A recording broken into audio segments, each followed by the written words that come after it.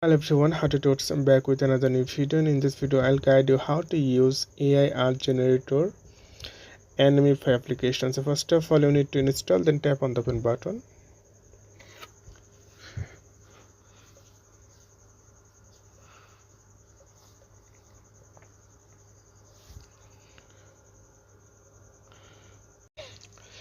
Then you have to choose the language. So I'm just going to choose English. Then you can see the next, tap the next. You have to watch many ads, so I'm just going to continue without permission.